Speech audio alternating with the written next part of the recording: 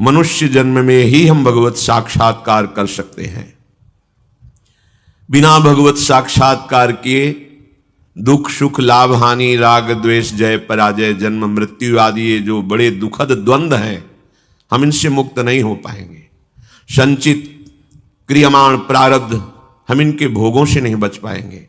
बार बार जन्म मरण क्लेश अशांति दुख, कैसे कैसे संसार में दुखों की रचना है। स्वयं में हम राग द्वेष करके अपना पतन करते रहते हैं। हमें आचरण सुधार कर आनंद में डूबना है, ये हम भूल जाते हैं और हम दूसरों की निंदा स्तुति करने में अपने साधन पक्ष में जो लगाने के लिए समय मिला है उसको नष्ट करते रहते हैं। अज्ञान की हद हो गई। एक बुरा कर रहा है और आप बुरा देख रहे हैं, और एक बुरा कह रहा है आप बुरा सुन रहे हैं। ये चारों की एक ही गति होगी। समझ में नहीं आ रहा है। जो समय हम ये व्यर्थ दर्शन व्यर्थ भाषण व्यर्थ चिंतन व्यर्थ क्रियाओं में लगा रहे हैं, यही यदि हम प्रभु में लगा दे तो इसी जन्म में हमें महासुख मिल जाए। जो हम चाह कर रहे हैं सुख, ये तो बड़े निंदनीय अल्प और नाशवान हैं। तुम जानते ही नहीं कि सुख किसे कहते हैं। बस इतना ही हमारी धारणा बन चुकी है कि खूब रुपया पैसा शरीर स्वस्थ हो सुंदर स्त्री हो आदि आदि या सुंदर पति हो आदि आदि, बस इतना ही सुख। और भगवान इसे कह रहे हैं दुखालयम अशाश्वतम। तो तुम्हारा अनुभव तुम्हें गलत मार्ग में ले जा रहा है। बहुत जन्मों से यही हम सब भोग रहे हैं कर रहे हैं, फिर भी विश्राम नहीं मिला। अब तो चेत जाओ, भगवत कृपा से सत्संग मिल गया है। अब तो विवेक जागरण करके सावधान हो जाओ और प्रभु का आश्रय ले लो और निरंतर नाम जप करो। स्वयं प्रभु कह रहे हैं ये जो मैं तुम्हें बताने जा रहा हूं ये राज विद्या है, अर्थात समस्त जानकारियों में सबसे बड़ी जानकारी है। अगर ये जान गए तो कुछ जानना बाकी नहीं रहेगा। क्या? हम प्रभु के हैं और सिर्फ प्रभु हमारे हैं। प्रभु के आश्रय के बिना हम दुखों से निकल नहीं सकते। प्रभु के भजन के बिना कोई भी सृष्टि में पैदा नहीं हुआ कि हमको सुखी कर सके। ये बात मान लीजिए तो तुम्हारा भटकना बंद हो जाएगा। स्वयं प्रभु कह रहे हैं राज विद्या राजगुरी है। ये हम बिल्कुल एकांतिक बात हृदय की कह रहे हैं। जब तक तुम मेरा आश्रय लेकर भजन नहीं करोगे, इसीलिए कहा कि जो मेरे पर दोष दृष्टि करते हैं उनको मत बताना, क्योंकि वो अश्रद्धावान दोष दर्शन करने वाले कहेंगे, कह रहे हैं और किसी का भजन न करके मेरा भजन करो, मेरा आश्रय लो। जो दोष दृष्टि करते हैं वो नहीं समझ पाएंगे। प्रभु कह रहे हैं जिनकी निर्दोष दृष्टि है वो मेरी ये बात समझ ले। मैं सबसे बड़ी बात कह रहा हूं। भगवान कह रहे हैं मेरा आश्रय लेकर के ही तुम इस जन्म मृत्यु चक्र से मुक्त हो सकते हो। दूसरा कोई उपाय नहीं। किसी की आराधना करोगे तुम्हारी कामना पूर्ति हो सकती है, लेकिन फिर क्या एक कामना पूर्ति से तुम निहाल हो जाओगे? जिस कामना की पूर्ति को तुम चाहते हो वही तुम्हें दुख देने लगेगी। एक बार भगवान शंकर प्रभु के ध्यान में, श्रीहरि के ध्यान में उन्मत्त तांडव कर रहे थे। बाणासुर के मन में था कि मैं ऐसा बलि बनूं कि कोई मुझे सहज में परास्त न कर पावे, और भगवान शिव की सेवा में था। तो तालियां बजा करके वो भगवान शिव के तांडव में सहयोग करने लगा। भगवान शिव प्रसन्न हुए और अंतर की उसकी बात जानकर कहा जाओ तुम्हारे 1000 भुजाएं हो जाए, शास्त्रबाह हो जाओ, अपार बल तुम में जागृत हो जाए। ऐसा हो गया तो अब सुखी हो जाना चाहिए था ना, कामना थी ऐसी। अब तो जब अपार बल, भुजाओं में पीड़ा शुरू हुई, कोई योद्धा मिले, कामना से कामना की उत्पत्ति होती है। अब उस पीड़ा को मिटाने के लिए जिस पर्वत पर प्रहार करता चकनाचूर हो जाता। किसी को भी ललकारने में हिचकते नहीं, पर कोई सामने नहीं आता। भगवान शिव का वरदानी, वर प्राप्त किए हुए तो वैसे ही सब सर झुका देते थे कि जिस पर त्रिलोचन महादेव जी की कृपा दृष्टि उसे कौन परास्त कर सकता है। आखिरकार सब जगह से घूमकर भगवान शिव के पास ही गए और कहा हे गुरु, मेरी भुजाओं में ऐसी बल की खुजली प्रकट हो रही, कोई मिटा ही नहीं पा रहा है, तो आओ हम तुम दो दो हाथ करें, युद्ध करें। भगवान शिव हंस दिए। हम ही से बल प्राप्त करके हम ही को तुम ललकार रहे हो। तुम्हारी भुजाओं की खुजली मिटाने वाला आ रहा है, चिंता मत करो, ना भुजाएं रहेंगी ना खुजली रहेगी। भगवान द्वारिकाधीश ऐसी लीला रची जो अनिरुद्ध जी और उषा जी का प्रसंग है, उसमें आकर के सुदर्शन चक्र से सब भगवान शिव ने ही 4 भुजाओं की फिर रक्षा की। प्रभु अब छोड़ दीजिए। तो उनका प्रभु मैं तो आपकी आज्ञा का पालन कर रहा हूं। तो बड़ी बड़ी दिव्य लीलाओं में देखने को मिला कि भगवान से भी यदि हमारी एक कामना की पूर्ति हो जाएगी तो हमें विश्राम थोड़ी मिल जाएगा। बहुत सी कामनाओं के जाल लगे हैं, एक बात पूर्ण कर लो, सब कुछ पूर्ण हो जाएगा। प्रभु से प्रभु का प्रेम मांग लो। तो भगवान प्रेमाधीन है। जब भगवान तुम्हारे अधीन हो गए तो अब तुम्हारी कोई कामना बाकी नहीं रहेगी। सही पूछो तो जिससे भगवदानंद की प्राप्ति हो जाती है उसमें कामना का स्फुरण ही नहीं होता। जब तक ये कामनाएं हैं तब तक शांति नहीं है। जो अशांत है उसे सुख कहां मिल सकता है? अशांतस्य कुतः सुखम। भगवान का आश्रय लेकर भजन प्रार्थना मान लीजिए। कोई भी संत महात्मा चमत्कार दिव्यता ये तुम्हारे दुख को निवारण नहीं कर पाएगी। शब्द याद कर लो। हां, यदि संतों की बात मान लोगे तो दुख रहेगा नहीं, ये भी बात मान लो। ये कोई चमत्कार तुम्हारे दुखों को नहीं मिटा सकता। आप लोग समझते नहीं हैं।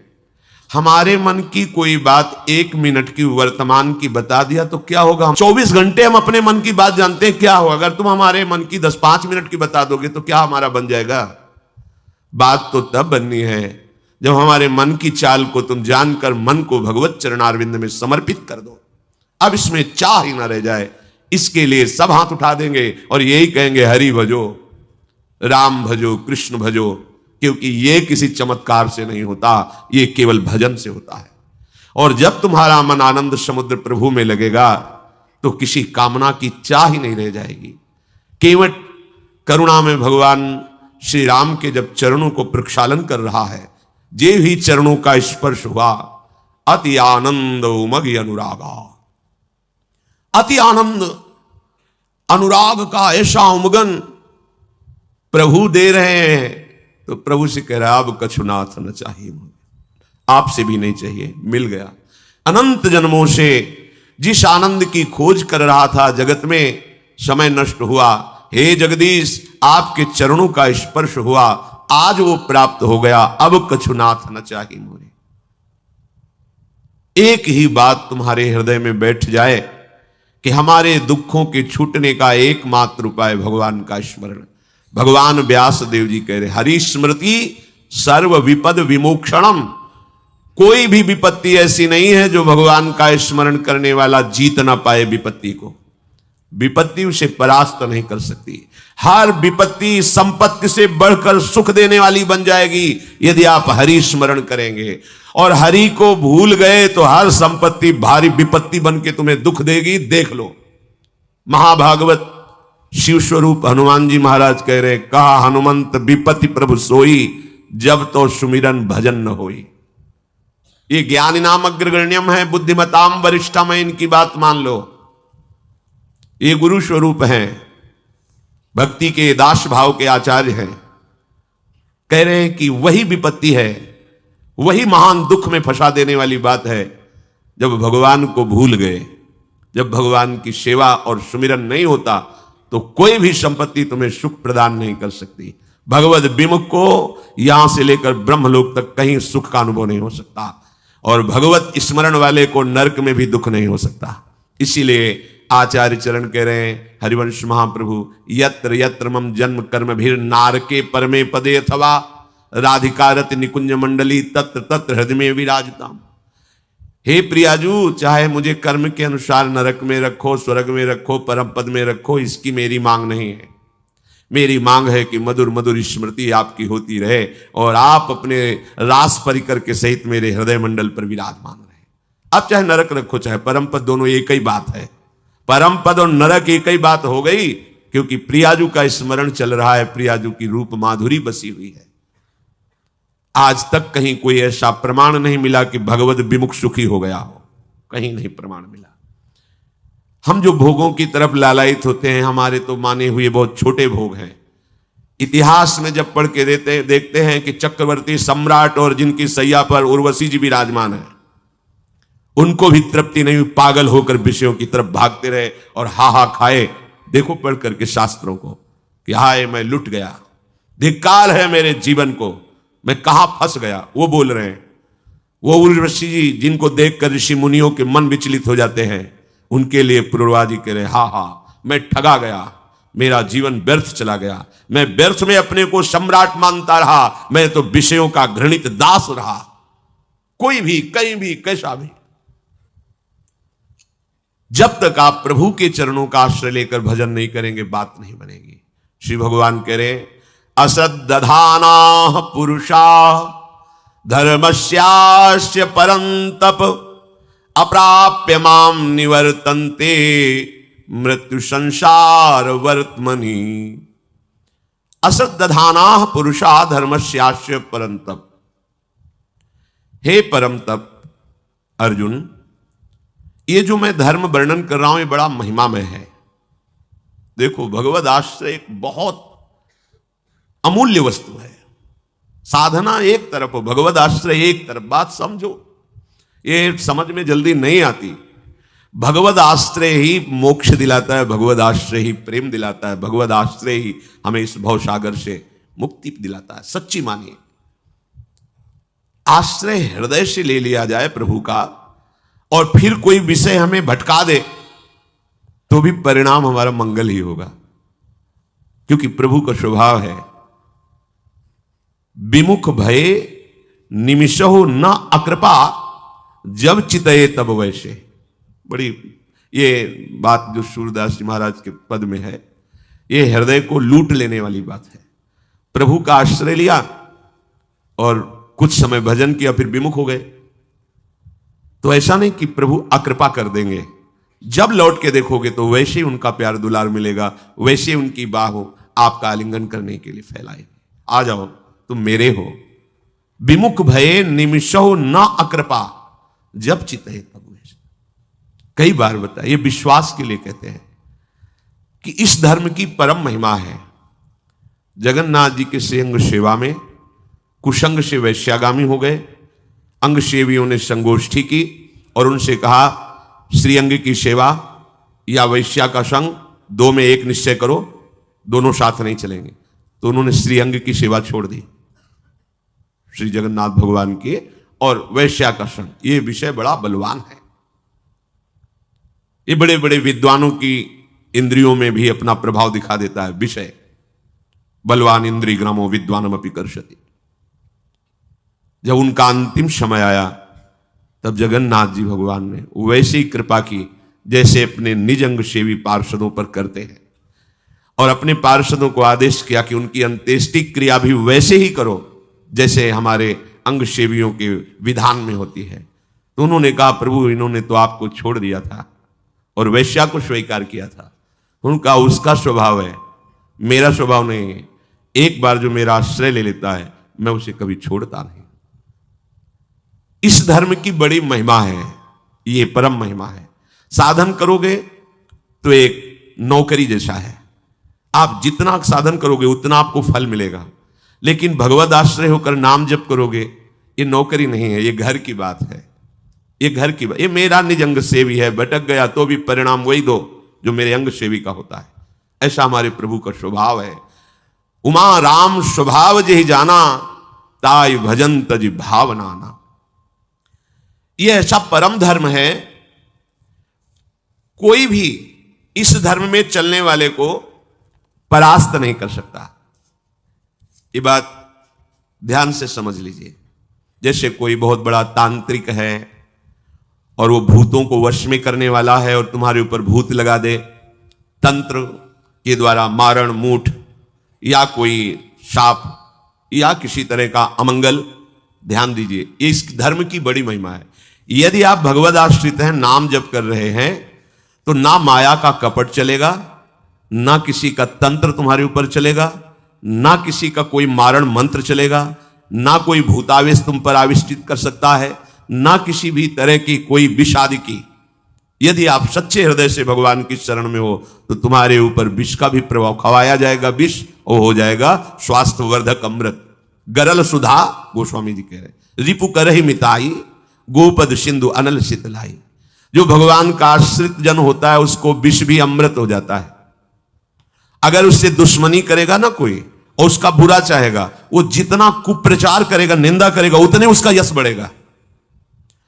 अगर वो आग लगा देगा तो उसके शरीर में चंदन से भी बढ़कर शीतलता का काम आग करेगी।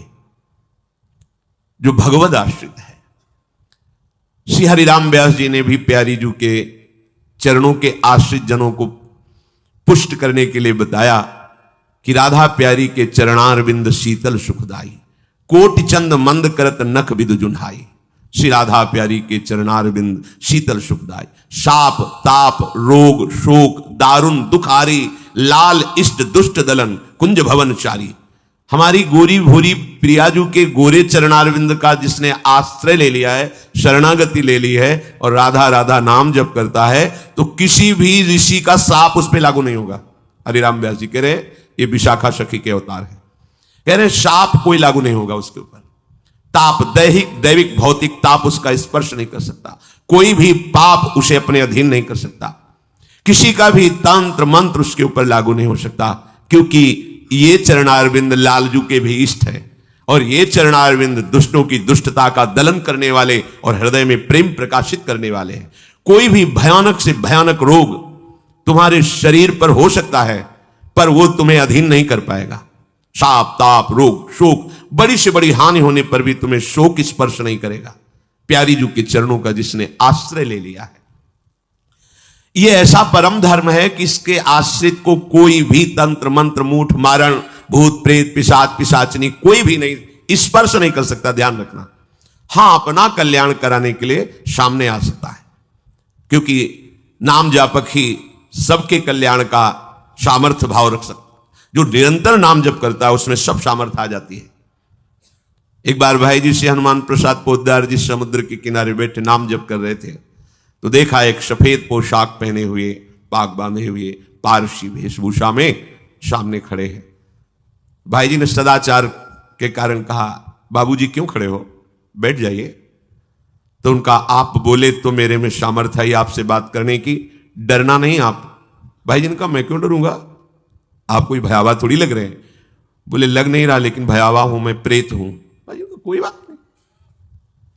जो भगवत भजन में ये सब कई जगह ऐसा घटना में, गंगा किनारे जैसे श्मशान है, ऐसा नहीं कि प्रेत योनि नहीं होती, होती है, पर वो प्रभाव नहीं दिखा सकती। ऐसे प्रत्यक्ष देखा है। भाई जी ने कहा कि तो आप हमारे पास क्यों आए हो? बोले अपना उद्धार कराने के लिए। मुझे गीता कंठस्थ है, बहुत से शास्त्र कंठस्थ हैं, पर कुछ ऐसी मेरे से गलतियां हो गई जिनके परिणाम रूप मुझे प्रेत योनि प्राप्त हुई है। फिर मुझे आंतरिक संकेत हुआ है कि आप हमारा कल्याण कर सकते हो। भाई जी ने कहा, तो बड़े आश्चर्य की बात है कि आपको गीता कंठस्थ है और फिर आप प्रेत योनि में। गीता के एक श्लोक बोल देते तो प्रेत तो मुक्त हो जाता है। बोले मुझे से कुछ ऐसे भयानक अपराध हो गए, जैसे गुरुद्रोह है, वैष्णव अपराध, ये बड़े भयानक अपराध होते हैं। जब किसी का पतन होना होता है तो माया यही खेल खिलवाती है, क्योंकि और सब पाप हैं वो दरस परस अगनाश, गुरुजनों के संतों के दर्शनों से ही नष्ट हो जाते हैं। लेकिन संत द्रोह, नाम जापक, वैष्णव द्रोह, गुरु अवज्ञा, गुरुद्रोह, ये भयानक अपराध होते हैं, इनसे दुर्गति हो जाती है। तो अपना कल्याण करने के लिए कोई ऐसा भले नहीं तो किसी भी भक्त के सामने, भगवद आश्रित नाम जापक के सामने किसी का चेटक नहीं चलता है। और जो इस परम धर्म में, भगवद आश्रय में, उसके आचरण बड़े पवित्र हो जाते हैं। लक्षण है इसके, क्योंकि भगवद आश्रय लेने वाला भगवद विमुख आचरण कैसे कर सकता है, कैसे कर सकता है? और भगवान की सामर्थ्य का भरोसा है तो भगवान की सामर्थ्य उसे बचाती है। आचारः परमो धर्म, आचारः परमम तपः, आचारः परमम ज्ञानो, माचारात् किन्नु साध्यते। साधवा क्षीण दोषाः स्यु सच्छब्द साधुवाचकः, तेषामाचरणं यत्तु सदाचारः स उच्यते। आचरण ही परम धर्म है, आचरण ही परम तपस्या है, आचरण ही परम ज्ञान है। एक बार भगवान सुखदेव जी गर्भ से ही वैरागी, एकांत सेवन करके ब्रह्मबोध संपन्न। तो उनको ये लगा कि मेरे को जो बोध है इसका प्रमाण भी होना चाहिए। इसमें लिखा है आचरण ही परम ज्ञान है। तो प्रमाण होना चाहिए कि मुझे सत्य का जो बोध हुआ है यही बोध है। तो परम ज्ञान स्वरूप अपने पिता भगवान व्यासदेव जी के समीप गए और कहा, भगवान जो मुझे बोध हुआ है यही आत्मबोध है? कुछ नहीं बोले। जैसे गरुड़ जी महाराज भगवान शंकर के पास गए, अपनी समस्या बताई कि मुझे संशय हो गया है भगवान में। तो भगवान शिव ज्ञान समुद्र एक क्षण में निवारण कर सकते थे, पर कहा कि हे उमा, भगवत कृपा से मैंने अंदर की बात उनकी जान ली। कीन होश कबहूं अभिमाना सुख हो वंचा कृपा निधाना। तो अगर हम उत्तर दे देंगे तो वो उस पर प्रहार नहीं होगा, अभिमान पर। अभिमान इतना नष्ट होगा जब काकभूषुंड जी के पास जाएंगे, क्योंकि पक्षियों के महान राजा भगवान के निकट निवासी वाहन, ये जब वहां नीचे जाके बैठेंगे तो अभिमान नष्ट हो जाएगा, तब बात समझ में आएगी। ऐसी भगवान व्यासदेव जी ने कि जब तक पूर्ण गुरु भावना हो तब तक जो उपदेश किया जाता है वो ज्यादा रंग नहीं लाता, और जब ये भाव हो जाता है मेरे सदगुरुदेव भगवान है, तो उनकी हर बात पर हमारी निष्ठा होती है। इसलिए भगवान व्यासदेव जी उत्तर दे सकते थे, पर उन्होंने कहा विदेहराज जनक जी के पास तुम जाइए, इसका सम्यक बोध किए हुए महापुरुष हैं और वही प्रमाण देंगे। तो जो इसमें लिखा है ज्ञान आचरात, आचरण ही ज्ञान का प्रतीक है। जब श्री सुखदेव जी महाराज जनक जी के पास गए, वो तो त्रिकालज्ञ बोध संपन्न महापुरुष विदेहराज कहे ही जाते हैं, ज्ञानियों में शिरोमणि हैं। सूचना पहुंची कि परमहंस दिगंबर वेश और स्वरूपानंद में छके हुए आपके द्वार पर खड़े हुए हैं सुखदेव जी महाराज, वो आपसे मिलना चाहते हैं। उन्होंने कहा कोई उत्तर मत दो और अंदर प्रवेश मत होने दो। आचरण ही ज्ञान है। 1 दिन 2 दिन 7 दिन हो गए, कोई उत्तर नहीं। और रोज पूछते कि उनके मुखारविंद पर कोई किसी तरह का परिवर्तन? बोले भगवान कोई परिवर्तन नहीं, जैसे आए थे वैसे ही खड़े हैं। नहीं तो हो सकता है ना 1 दिन हो गए 2, ये क्या तरीका है? कुछ तो बोलो ना, हां बोलो या ना बोलो, कुछ हलचल तो होनी चाहिए ना अंदर। कोई हलचल नहीं। 7 दिन 7 रात्रि वैसे ही खड़े। ठीक है, अंदर ले लो, महल में ले जाओ और नवीन नवीन युवतियों से कहो कि इनकी सर्वांग सेवा करें। आदेश हुआ जनक। 9 युवतियां वैसे ही दिगंबर रहते थे, स्नान करा रही हैं, उट्टन लगा रही हैं, सब सेवाएं। रोज की रोज सूचना। मुखाकृति पर कोई फर्क? बोले भगवान कोई फर्क नहीं। रात दिन 9 युवतियां सेवा कर रही, कोई फर्क नहीं। 7 दिन 7 रात्रि वहां व्यतीत हुई, कोई फर्क नहीं। अब लाओ। सामने आए तो उनका हे मुनिवर, आपको जो बोध हुआ है वही आत्मबोध है। कोई प्रश्न उत्तर नहीं, आचरण ही प्रमाणित कर दिए कि तुम्हें बोध हो चुका है। क्योंकि जो स्वात्माराम पुरुष हैं वो कभी मान अपमान और विषय मृग तृष्णा में भ्रमित नहीं होते। नहीं स्वात्मारामम विषय मृग तृष्णाम भ्रमयति। तुम्हारा आचरण ही बता देगा तुम्हारी स्थिति क्या है। इसलिए जो भगवद आश्रित होते हैं उनके सारे दोष भजन से नष्ट हो जाते हैं। आचरण उनके परम पवित्र और प्रमाणित होते हैं, शास्त्र प्रमाणित होते हैं। सदाचार, विनम्रता, पवित्रता, ये तो साधु के स्वभाव में होता है, भगवद आश्रित के स्वभाव में होता है। यदि वो साधु वेश रखे है और आचरणहीन है तो ये पाखंड है। आचारहीनम न पुनंति वेदा यद्यपि धीता सा सट विरंगई छंदास्येनम मृत्यु काले त्यजंती नीडम शकुंता इव जात पक्षाः। 6 अंगों के सहित पूरा वेद पढ़े हो, सब शास्त्र कंठस्थ हो, पर आचरण भ्रष्ट हो तो मृत्यु काल के समय उसका सारा का सारा शास्त्र ज्ञान ढक जाएगा और वो नीच योनियों को प्राप्त होगा। जैसे पंख निकल आने पर पक्षी घोंसला छोड़ देता है, ऐसे ही आचार भ्रष्ट का अंतिम समय सारा ज्ञान विज्ञान स्मृति नष्ट हो जाती है और दुर्गति को प्राप्त होता है। आचरण ही चरित्र ही प्रमाणित करता है कि तुम भगवदाश्रित हो या विषयाश्रित हो। इसमें एक बात सूक्ष्म समझनी होगी। एक साधुता के मार्ग पर चल रहा है, उसमें फिसलन हो सकती है, क्योंकि वो मार्ग में चल रहा है, अभी साधु बना नहीं है।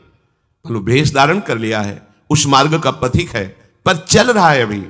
जो पहुंचा हुआ है उसकी ये स्थिति होती है, जो चल रहा है वो फिसल सकता है। इसीलिए इस फिसलन में गुरु का हाथ पकड़ के चला जाता है, अर्थात गुरुदेव की आज्ञा पर चला जाता है। नहीं कब हम फिसल जाएं, कहां फिसल जाएं, इसका कोई भरोसा नहीं होता।